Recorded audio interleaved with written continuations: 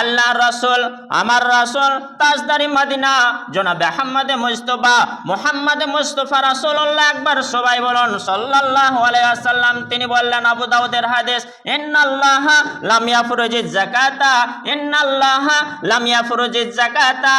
আল্লাহ তাআলা যাকাতকে ফরজ করতেন না, কিন্তু কেন করলেন? ইল্লা লিউতাইয়িবা মা বাকিয়া মিন আমওয়ালিকুম, তোমাদের বাকি মালটাকে পবিত্র করার জন্য আল্লাহ যাকাতটাকে ফরজ করেছেন। ওসরটা কেন ফরজ করলেন বুঝলাম তো এবার। আল্লাহর রাসূল বলে দিলেন, 800 কোটি মানুষ আছে সারা বিশ্বে, এই শাহাদাত আঙ্গুল 800 কোটি আঙ্গুল দেখিয়েও যদি রাসূলের এই হাদিসের জবানের বাণীর দিকে আঙ্গুল দেখায়, কোনো যায় আসে না, আসবেও না। আল্লাহ রাসূল যে কথাটাই আঙ্গুল দেখিয়ে একবার বলে দিলেন, হাদিসে দিয়ে দিলেন, সেই কথাটাই চূড়ান্ত আছে, ছিল, কিয়ামত পর্যন্ত থাকবে। এবার বুঝতে পারলাম, যদি মালটা যাকাতটা না দিই, ওসরটা না দিই, পবিত্র থাকছে? আমরা সবাই জানি আল্লাহ রাসূলের কথা মতো যদি ওসরটা দিয়ে আমার 100 টিন ধান হয়েছে, 5 টিন ওসরটা দিয়ে দিলে আল্লাহ রাসূলের কথা মতো ওই 95 টিন যে আমি পাচ্ছি ওটা পবিত্র হয়ে গেল।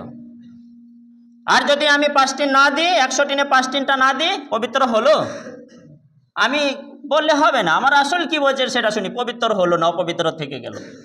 তাহলে 1 নম্বর ক্ষতি, সেই মালটা নিয়ে, অপবিত্র মাল নিয়ে খাবেন, সেই অপবিত্র মাল নিয়ে পরনের কাপড় চোপড় পরিধান করবেন, সেই অপবিত্র মাল নিয়ে বালা মুসিবত বিপদের সময় দান সাদকা করবেন, সেই অপবিত্র মাল নিয়ে আপনি বন্ধু বান্ধব আত্মীয় স্বজন মিলে ভক্ষণ করবেন, সেই অপবিত্র মাল নিয়ে আপনি দান সাদকা মাদ্রাসায় অন্য সময় 5 টিনের জায়গায় যদি 50 টিনও করেন, 5 টিনের জায়গায় যদি 50 টিনও করেন, ওসর না ব্যয় করে অন্যান্য সময়, কিন্তু আপনার মালটা অপবিত্র হলো না, আপনার কাজে লাগবে না।